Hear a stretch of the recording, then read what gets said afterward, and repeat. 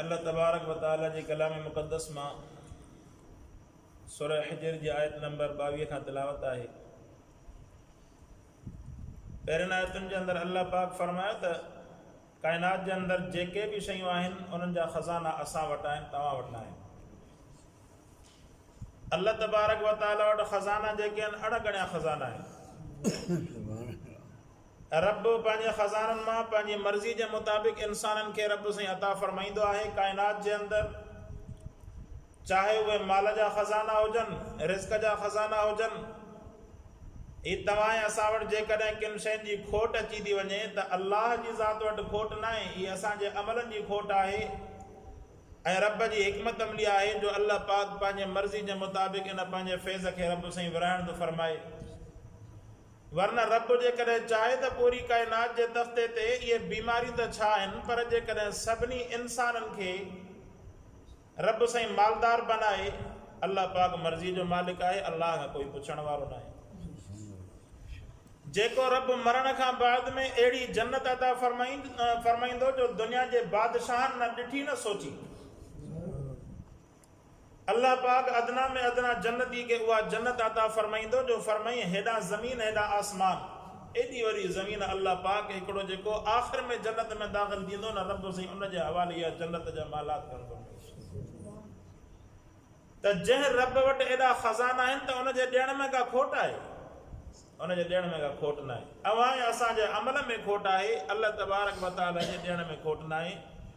रिज़्क़ ॾियण वारी दात बि अल्लाह जी, औलाद ॾियण वारी दात बि अल्लाह जी, रिज़्क़ में बरकत ॾियण वारी दात बि अल्लाह जी, बीमारियुनि खां शिफ़ा ॾियण वारी दात बि अल्लाह जी। ही जेके काइनात जे अंदरि बीमारियूं फैलजनि थी पियूं, अल्लाह खां ॿाहिरि न आहिनि। रब जो हिकिड़ो हुकुम अची वञे, पूरी दुनिया जे तख़्ते तां अल्लाह पाक बीमारियुनि खे ख़तमु करे मर्ज़ी जो मालिक आहे। सो क़ुरान में फरमाईंदो व इन मिन शैइन इल्ला इंदना ख़ज़ाइनु, जेके बि शयूं आहिनि उन जा ख़ज़ाना असां वटि आहिनि, तव्हां वटि उन जा ख़ज़ाना न आहिनि। अल्लाह तबारक व तआला इन हुकुम सां मुशरिकनि जे शिरक जी रब साईं नफ़ी करणु फरमाई। जेके सम्झनि था त साईं फिलाणनि वटि बि जेके इन जा ख़ज़ाना पिया आहिनि, फिलाणनि खां बि मां जेको आहे मदद घुरां थो, फिलाणनि खां बि मां उन्हनि खां बीमारी जी शिफ़ा घुरां थो। एतिरो ज़रूरु आहे त अल्लाह खां, अल्लाह जे वलियनि खां माण्हू दुआ जी दरख़्वास्त करे त उहे घुरंदा अल्लाह जी ज़ात खां। बिल आख़िर तमामु मर्ज़नि खां, तमामु तकलीफ़ुनि खां शिफ़ा ॾियण वारी ज़ात मुंहिंजे अल्लाह जी। इहा अवां असांखे त तवकुल आहे ई कोन। असांखे थोरो पेट में सूर थो पए त अल्लाह जे इन ख़ज़ाननि ऐं रब जे इन हुकुम ते असां ईअं सम्झो त शक जी निगाह सां ॾिसणु शुरू कंदा आहियूं। क़ुर्बान वञा हज़रत अयूब अलैहिस्सलाम जे मथां केतिरा ई साल बीमारी जी हालत में रहियो, पर नाशुक्री जो लफ़्ज़ बि पंहिंजी ज़बान ते न। अल्लाह पाक उन्हनि जा किस्सा ॿुधाए करे फरमाई त इंसान मुंहिंजा नबी हुया, मासूम हुया, गुनाहनि खां पाक हुया, उन्हनि खे मूं आज़मायुमि, उन्हनि पंहिंजी ज़बान ते नाशुक्री जो हिकिड़ो लफ़्ज़ बि न चयो। इंसान तूं पंहिंजे अमलनि ॾे नज़र त कर, नबीअ सां नथो पहुची सघे न इंसान, पर उनजे बावजूदि असांजी नाशुक्री जो हाल कहिड़ो आहे इंसान। फरमाईंदो वमा नुनज़्ज़िलुहु इल्ला बिक़दरिन मालूम, असां नाज़िल कंदा आहियूं इन्हनि ख़ज़ाननि मां अंदाज़ जे मुताबिक़। जॾहिं असांजी मर्ज़ी हूंदी आहे, जंहिं शइ खे नाज़िल करणो हूंदो आहे असां हुनखे नाज़िल फरमाईंदा आहियूं। मर्ज़ी आहे वणेसि त बरसाति जेको आहे ॾींहंनि जा ॾींहं, रातिनि जा रातियूं, 24 कलाक बरसाति हलाए, वणे त सालनि जा साल इंसान खे डुकर में सुकाए छॾे, वणे त जेको आहे इन ज़मीनुनि खे आबाद करे छॾे, ऐं वणे त जेको आहे हिकिड़ो जीत जेको आहे असांजे अवां दुनिया जे अंदरि ताक़त जा मिसाल बयानु कंदा आहियूं। अल्लाह तबारक व तआला जी ताक़त जो मिसाल इहो आहे, रब हमेशह जॾहिं बि कंहिं क़ौम जे मथां का सख़्ती या तकलीफ़ को अज़ाब मुसलत कंदो आहे त अल्लाह तबारक व तआला कमज़ोर शइ खां अज़ाब रब साईं ॾेई करे पंहिंजी ताक़त जो मज़र ॾेखारणु फरमाईंदो आहे। निमरूद जे वॾो ताक़तवर इंसान हुयो न, वॾो ताक़तवर बादशाह हुयो, पर अल्लाह तबारक व तआला मंडड़े मच्छर खां उनजे अंदरि जेको आहे दिमाग़ में घेराए करे उनखे मोचराइण। ऐं मुआर्ज़ कयो हिनजे करे जो तव्हां असां ॾिसो त तव्हां ऐं असां त पंहिंजी जाइ ते, हारी किसान ऐं ज़मीनदार त पंहिंजी जाइ ते हुकूमतूं परेशान आहिनि त साईं माकड़ अची वई, हाणे आहे छा हिकिड़ो जीत आहे। अल्लाह तबारक व तआला जो हुकुम अची वियो, हुकूमतूं हेठि मथे थी पवनि, अल्लाह जे हुकुम खे टारे नथी सघनि। सो बहरहाल ख़ज़ाना ॾियण वारो बि अल्लाह ऐं इन्हनि ख़ज़ाननि खे खसण वारो बि अल्लाह, मर्ज़ी जो मालिक आहे। हू पंहिंजे कुदरत खे जीअं हलाए मर्ज़ी जो मालिक आहे, उनखां कोई पुछण वारो न आहे। सो फरमाई त जहिड़ी तरह हर शइ जा ख़ज़ाना असां वटि आहिनि, अहिड़ी तरह हवाउनि खे हलाइण वारी ज़ात बि अल्लाह जी आहे। वारसल रियाह लवाक़िह फअंज़लना मिनस समाइ मा, फरमाई त असां इन हवाउनि खे हलाए करे ककरनि खे तव्हांजे मथां आणे करे उन मां पाणी खे वसाइण वारी ज़ात बि अल्लाह जी आहे। ऐं इहो मज़ाक़ न सम्झो, इहो जेको बरसाति जो जेको कतरो वसे थो न, मथां पाणी थो किरे, पाणी खां बाद में हवा ते वरी पाणी छणे थो, उन खां बाद में अल्लाह जी कुदरत सां इहो वरी हिकिड़ो कड़ो कतरो यानी फुड़ो ठहे थो, उन मां इहो फुड़ो वरी अॼु ज़मीन जे मथां किरे थो। रब जी मर्ज़ी आहे इहो ई फुड़ो बंजर ज़मीन जे मथां किरे त पाणी थी करे वेही करे हलियो वञे, आबाद ज़मीन जे मथां किरे त इहो ई फुड़ो जेको आहे हिकिड़ो समर जेको आहे इंसान जे लाइ उन ज़मीन मां कढे, वरी इहो ई फुड़ो कतरो पाणीअ जो जेकर थर जी ज़मीन जे मथां किरे त उहा थर जी ज़मीन बजाए हिकु समर जे 2 समर ॾियण ते क़ादिर थी वञे। इहा अल्लाह जी कुदरत आहे। अव्हांखे ख़बर हूंदी त थर जी ज़मीन जेका आहे न बरसाति खां बाद में 2 समर ॾींदी आहे साल में, असां वारी ज़मीन 1 समर ॾींदी, हू 2 समर ॾींदी आहे। अल्लाह तबारक व तआला जी कुदरत आहे। फरमाईंदा वारसलना रियाह लवाक़िह फअंज़लना मिनस समाइ माआ, फरमाई असां इन हवाउनि खे हलायोसीं, लवाक़िह फअंज़लना तव्हांजे मथां ककर खणी आई आहे, फअंज़लना मिनस समाइ माआ, फरमाईंदा पोइ आसमाननि खां असां पाणी खे नाज़िल फरमायोसीं, फअस्क़ैनाकुमूहु तव्हां जेको पाणी जो हिकिड़ो ढुक बि पियो था, फरमाईंदा इहा तव्हांखे पाणी पीआरण वारी ज़ात मां अल्लाह जी आहे। अवां असां कहिड़ी ताक़त आहे पाणी पीअण में? खसे छॾे जेकॾहिं ॾुकर आणे छॾे पाणी जे ढुक खां सिकाए मर्ज़ी जो मालिक, पर जेकॾहिं पाणीअ जा ख़ज़ाना ॾेई छॾिया अथई, मिठो पाणी अल्लाह जी ज़ात जी वॾे में वॾी नेमत आहे। असां वटि त अल्लाह सां माफ़ करे हाणे त अहिड़ा जेके आहिनि ॾींहं ईंदा था वञनि जो हीअ जेके आहिनि ज़मीन जा पाणी जा ख़ज़ाना ॼण त अहिड़ा मेरा या गदरा थींदा था वञनि जो माण्हू वञी करे मिनरल वाटर जा पैसा भरे करे वञी पाणी पीअंदा। केतिरनि इलाइक़नि में माण्हू पैसनि जो पाणी पीअंदा। इहा असांजा वञनि जी शामत न आहे त ॿियो छा आहे? अल्लाह पाक साफ़ पाणी पीआरे पियो। असांजे इलाइक़नि में तव्हां नज़र कयो त जेकॾहिं इहे लाड़काणे वारा इहे इलाइक़ा इन्हनि में पाणी जाम ऐं साफ़ पाणी, पर पोइ ईअं हुनखे वहाईंदा पिया, शिनकार कंदा, गाॾियूं उन्हनि सां धोईंदा, सभु कुझु जेके आहिनि इहे ॼट माण्हुनि खे जो पाणी हथ अचे त सॼो ॾींहुं इहो ट्यूबवेल पिया हलंदा, पाणी पिया ज़यान कंदा, उन्हनि खे क़दुरु जो न आहे पाणीअ जो। बहरहाल फरमाईंदा मां फअस्क़ैनाकुमू, आसमान खां नाज़िल फरमाए करे इन पाणीअ खे असां तव्हांखे पीआरण फरमायोसीं। वमा अंतुम लहू बिखाज़िनीन, इहे पाणीअ जा ख़ज़ाना तव्हां मां कंहिं वटि बि न आहिनि, अल्लाह जी ज़ात वटि आहिनि। पाणी जा ख़ज़ाना आहिनि के इंसान वटि? हिकिड़ो फुड़ो त ठाहे ॾेखारे। फरमाईंदा कंहिं वटि बि न आहिनि।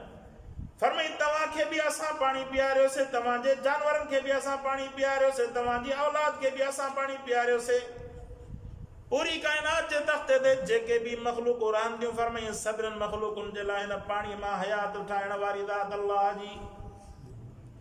फरमाईंदा व इन्ना लनहनु नुही व नुमीतु व नहनुल वारिसून, फरमाई जॾहिं तव्हांखे पैदा बि असां कयोसीं, मारींदासीं बि असां, पैदा बि असां कयोसीं, मारींदासीं बि असां, त तव्हांजा वारिस बि त असां ई आहियूं। हीअ दुनिया जे तख़्ते ते चवण वारा साईं फिलाणो वारिस, फिलाणो वारिस, फिलाणो वारिस। वारिस मां मुराद जेकॾहिं तव्हांजो मिट माइट आहे त पोइ भली खणी वारिस हिक ॿिए जा ठाहियो, पर जेकॾहिं वारिस मां मुराद हीअ मुराद आहे जंहिंमें इबादत मक़सदु आहे त वारिस जेको आहे सिर्फ़ु ऐं सिर्फ़ु अल्लाह जी ज़ात आहे, अल्लाह खां अलावा कोई वारिस कोन्हे। क़ुरान फरमाईंदो इन्ना लनहनु नुही, या त वरी माण्हू अहिड़ो अंदाज़ ॾेखारे जीअं क़ुरान चयो त असां तव्हांजा वारिस आहियूं, त उनजे लाइ वरी अहिड़ो ॾेखारे जंहिंमें लिखियलु हुजे क़ुरान में त हा साईं हीउ फलाणो बि वारिस आहे तव्हांजो। फरमाईंदो इन्ना लनहनु नुही, तव्हांखे ज़िंदा करण वारी ज़ात बि अल्लाह जी, तव्हांखे मौत ॾियण वारी ज़ात बि अल्लाह जी, पोइ हक़ बि उन ई अल्लाह जो आहे त उन अल्लाह जी तव्हां ताबेदारी कयो काइनात जे अंदरि। वनहनुल वारिसून, फरमाईंदा वारिस बि त तव्हांजा असां आहियूं, मालिक तव्हांजा असां आहियूं। जेकॾहिं तव्हां नज़र कयो त अवां असांजी पैदाइश जेका आहे, इंसान जेको आहे नुत्फ़े मां पैदा थिए थो, हिन नुत्फ़े खे पैदा करण वारी ज़ात अल्लाह जी। इहो नुतफ़ो पैदा थिए थो इंसान जे ग़िज़ा खाइण मां, पाणी पीअण मां, ग़िज़ा खाइण मां। इन ग़िज़ा खे पैदा करण वारी ज़ात अल्लाह जी। पाणी पीए थो इंसान, इन पाणी खे वसाइण वारी ज़ात अल्लाह जी। तव्हां नज़र कयो त जेको बि मिठो पाणी अचे थो न, इहो आसमान खां रब साईं वसाइण फरमाईंदो। ऐं समुंड वारा पाणी, इहे सभु जेके आहिनि खारा पाणी आहिनि, इहे ज़मीन जे अंदरि जेको स्टोर थियल पाणी असांजे अव्हांखे मिले थो, इहो सभु रब जी कुदरत सां आसमान खां वसी करे स्टोर थिए थो। पोइ कंहिं न कंहिं तरीक़े सां, या दरियानि जी सूरत में, वाहनि जी सूरत में, या जेको नलकनि जी सूरत में, ट्यूबवेलनि जी सूरत में हवा असांखे पाणी मिठो मिले थो। फरमाईंदो वलक़द अलिमनल मुस्तक़दिमीन मिनकुम वलक़द अलिमनल मुस्तअख़िरीन। फरमाईंदा असांखे ख़बर आहे जेके तव्हां खां अॻु में गुज़री चुका ऐं जेके तव्हां खां पोइ ईंदा। जेके अॻु में गुज़री चुका, जेके वफ़ात करे विया, अॻु में वारियूं करोड़नि जी तादाद में अल्लाह पाक क़ौमुनि खे अॻु में पैदा कयो, वरी उन्हनि खे रब साईं मौत ॾिनो, वरी असांखे पैदा कई। असां खां बाद में जेके बाद में ईंदा, इहे मुस्तअख़िरीन आहिनि।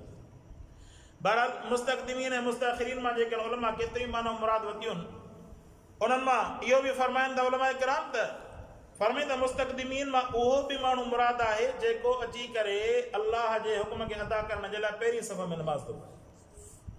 फरमाईं त पहिरीं सफ़ में नमाज़ पढ़ण वारे खे बि अल्लाह तबारक व तआला वॾी फज़ीलत अता फरमाए। मज़ाक़ ॻाल्हि न आहे पहिरीं सफ़ में नमाज़ पढ़णु।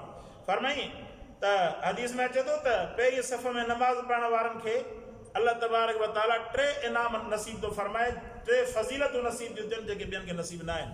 फरमाईं त पहिरियों त पहिरें वक़्त में अचे थो, ऐं 2 नंबर ते इहो पहिरीं सफ़ जो सवाबु हुनखे मिले थो, ऐं 3 नंबर ते जेको आहे इमाम जे वेझो बीहण जे करे अल्लाह तबारक व तआला जी रहमत हुनजे मथां वधीक नाज़िल थिए।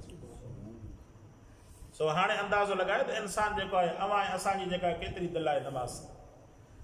ऐं मुस्तक़दिमीन मुस्तअख़िरीन मां मुराद इहा बि आहे कि अवां ऐं असां मुस्तक़दिमीन आहियूं। नमाज़ ते अल्लाह पंहिंजे घर में घुरायो। हाणे बाक़ी जेके घरनि में वेठा आहिनि, जिन खे परवाह ई न आहे नमाज़ जी, इहे ॼण त अल्लाह पाक इन्हनि खे मौख़र करे छॾियो, धिके छॾी। पोइ हिते अल्लाह खे इल्मु आहे त केरु मुंहिंजे हुकुम ते लबैक चई करे हाज़िर थिया ऐं केरु जेके आहिनि हिन वक़्तु बि मुंहिंजी नाफ़रमानी में लॻा पिया। इहो अल्लाह जो अहसान आहे। अल्लाह पाक अवां असांखे अचण जी तौफ़ीक़ अता फरमाई। अहिड़ी तरह जीअं अल्लाह पाक हिते घुरायो काइनात जे अंदरि सभु इंसान अल्लाह जे तरफ़ अॻिते हलंदा, वरी पोइ हिते जेके बाद में क़यामत ते इंसान अचणा आहिनि उहे ईंदा रहंदा। साईं पोइ छा थींदो? फरमाईंदा व इन्न रब्बक हुव यहशुरुहुम। चाहे अॻियां इंसान हुजनि, चाहे पोयां इंसान हुजनि, जेके बि इंसान तव्हांजे वक़्त खां अॻियां गुज़रिया या तव्हांजे वक़्त खां बाद में गुज़रंदा या तव्हांजे हाल में, सभिनीनि खे अल्लाह पाक क़यामत जे ॾींहुं जमा करणु फरमाईंदो। इन्न रब्बक हुव यहशुरुहुम। फरमाईंदा तुंहिंजो अल्लाह उन्हनि सभिनि खे जमा करणु फरमाईंदो। इन्नहु हकीमुन अलीम। फरमाईंदा हिकमत वारी ज़ात, इल्म रखंदड़ ज़ात मुंहिंजे अल्लाह जी आहे।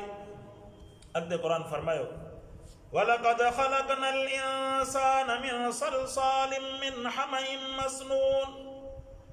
फरमाईंदा असां पैदा फरमायोसीं इंसान खे खड़कंदड़ मिटीअ मां।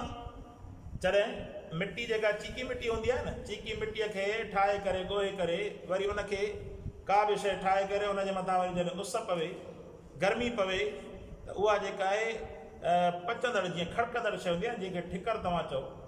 त अल्लाह तबारक व तआला पंहिंजी मर्ज़ीअ सां रब साईं चीकी मिटीअ मां हज़रत आदम अलैहिस्सलाम, असांजे ॾाॾे हज़रत आदम अलैहिस्सलाम जो मुजस्समो ठाहिणु फरमायो। ऐं फरमाई लिखनि था त जॾहिं हज़रत आदम अलैहिस्सलाम जो मुजस्समो जॾहिं अल्लाह पाक ठाहिणु फरमायो त शैतान जेको आहे चौधारी हुनजे फिरे पियो, तवाफ़ पियो करे, ठाही छा आहे अलाह सां। इब्लीस जेको आहे चौ तरफ़ हुनजे घुमे पियो, हे छा ठाहियो अथई। बाद में उनखे मालूम थियो त हीउ जेको आहे हिनखे पेट बि आहे, मतिलबु खाइण पीअण वारी शइ बि आहे, चई परवाह न आहे, हे पंहिंजी शहवतुनि जे अंदरि पंहिंजो पाण खे नुक़सानु पहुचाईंदो, मुंहिंजी महिनत करण जी ज़रूरत ई कोन्हे। शैतान हुन वक़्त खां हेॾो अक़लमंद हुयो। इंसान अल्लाह पाक हुनखे ठाहियो न त हे शैतान चौधारी तवाफ़ पियो करे, ठाही छा आहे अल्लाह सां। जेसीं ताईं अल्लाह जो वञी करे हुकुम अचे तेसीं ताईं इब्लीस अॻु में ई ज़हीन त हुयो न। हे जेके चवंदा आहिनि न भागा त इब्लीस आलिम हुयो, आलिम कोन हुयो, इहे जाहिल चवंदड़ आहिनि। इब्लीस आलिम कोन हुयो, इबादत गुज़ार हुयो, आलिम कोन हुयो। जंहिंखे रब साईं महरूम करे फरमाईंदा वलक़द ख़लक़नल इंसान मिन सलसालिम मिन हमइम मसनून। फरमाईंदा असां पैदा फरमायोसीं इंसान खे खड़कंदड़ मिटीअ मां। जॾहिं मिटी जेका चीकी मिटी हूंदी आहे न, चीकी मिटीअ खे ठाहे करे ॻोहे करे वरी उनखे का बि शइ ठाहे करे उनजे मथां वरी जॾहिं उस पवे, गर्मी पवे, त उहा जेका आहे पचंदड़, जीअं खड़कंदड़ शइ हूंदी आहे जंहिंखे ठिकर तव्हां चओ। त अल्लाह तबारक व तआला पंहिंजी मर्ज़ीअ सां रब साईं वसी करे अल्लाह पाक फरमाए असां पैदा कयोसीं इंसान खे मिन सलसालिन खड़कंदड़ चिकी मिट्टीअ मां जेका पहिरियां मिट्टी पोइ बाद में फिरी करे जीअं ठिकर थी पवंदो आहे न इन अंदाज़ में अल्लाह पाक इंसान खे ठाहियो इंसान जो जिस्म अल्लाह पाक ईअं ठाहिणु फरमायो पहिरियां बुनियाद असांजो ईअं थियो उन खां बाद में वरी हज़रत हवा खे पैदा फरमाए करे पोइ वरी अल्लाह पाक माउ पीउ जे ज़रिए सां अल्लाह पाक इंसान जी जेका अफ़ज़ाइश करणु फरमाई फरमाईंदो वल जान्न ख़लक़नाहु मिन क़ब्ल हाणे क़ुर फरमायो त असां इंसान खे मिट्टी मां पैदा फरमायोसीं ऐं हे वरी असां वारा सदोरा चयूं त अल्लाह पाक वरी जेको आहे इंसान खे त मिट्टी मां पैदा कई पर असां वारे साईंजनि खे जेको आहे इहो असां वारे पैगम्बर मोहम्मद मुस्तफ़ा सल्लल्लाहु अलैहि वसल्लम जन खे वरी अल्लाह पाक नूर में पैदा फरमायो हाणे अल्लाह फरमाईंदो त इंसान खे असां मिट्टी मां पैदा फरमायोसीं हे वरी जी त नूर में पैदा फरमायोसीं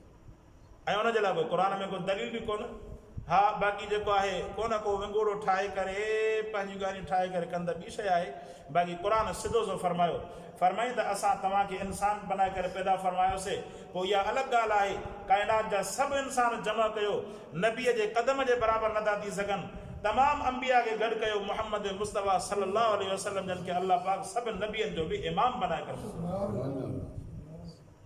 फज़ीलत आला ई आला आहे पर जिनसत तब्दील कोन थी जिनसत साॻी आहे फरमाईंदा वल जान्न ख़लक़नाहु मिन क़ब्ल मिन नारि समूम फरमाई जिन्ननि खे असां पैदा फरमायोसीं इन खां पहिरियां इंसान जे पैदाइश खां हज़रत आदम अलैहिस्सलाम खे पैदा करण खां 2000 साल अॻु में अल्लाह पाक जिन्ननि खे पैदा करणु फरमायो फरमाईंदा वल जान्न ख़लक़नाहु मिन क़ब्ल मिन नारि समूम तेज़ जेका बाहि जी ॼिभी हूंदी आहे जंहिंमां धुओं न निकिरे जॾहिं बाहि जी तेज़ी इंतिहा खे पहुतल हुजे जीअं शोलो हूंदो आहे न शोले में धुओं न हूंदो आहे त जॾहिं बाहि जी तेज़ी हुजे फरमाईंदो हुन बाहि जी ॼिभीअ मां असां जिन्ननि खे पैदा फरमायोसीं इहो इब्लीस जेको आहे इहो जिन्ननि जी जिन्सम आहे फरमाईंदो वल जान्न ख़लक़नाहु जिन्ननि खे असां पैदा फरमायोसीं इंसान खां अॻु में मिन क़ब्ल मिन नारि समूम इन तेज़ चमकंदड़ बाहि खां फरमाई वइज़ क़ाल रब्बुक लिल मलाइकति इन्नी ख़ालिक़ुन बशरन मिन सलसालिन मिन हमइम मसनून जॾहिं अल्लाह पाक इन इंसान खे पैदा फरमाइण जो इरादो फरमायो फरमाई फ़रिश्तनि खे फरमाई मां इंसान खे थो पैदा फरमाया खड़कंदड़ मिट्टीअ मां फ़इज़ा सवैतुहु व नफ़ख़्तु फ़ीहि मिन रूही फ़क़अू लहू साजिदीन अल्लाह पाक हुकुम फरमायो जॾहिं मां हिनखे ठाहे पूरो कयां उन खां बाद में तव्हां सभिनीनि खे मुंहिंजो हुकुम आहे त तव्हां सभु जेको इन इंसान खे सजदो कयो अल्लाह पाक हिन खे अफ़ज़लुल ख़ल्क़ बनाइणु फरमायो अल्लाह पाक इज़त ॾियणु फरमाई इंसान खे पर इंसान चवे त न मां जेको आहे शैतान जे पिया लॻो था हालांकि अल्लाह पाक हुनखे अशरफुल मख़लूक़ात बनायो तमामु मख़लूक़ात में इज़त ॾिनी इंसान खे पर इज़त वारो इंसान उहो आहे जेको पंहिंजे ख़ालिक खे सुञाणे न जेको पंहिंजे ख़ालिक खे न सुञाणे हुनजी कहिड़ी इज़त आहे सभिनि फ़रिश्तनि सजदो कयो इल्ला इब्लीस फरमाईंदा इब्लीस इनकार कयो अल्लाह पाक खां दुआ आहे अल्लाह से क़ुर खे सम्झण अमल करण जी तौफ़ीक़ नसीब फरमाए व आख़िर दावाना अनिल हम्दुलिल्लाहि रब्बिल आलमीन।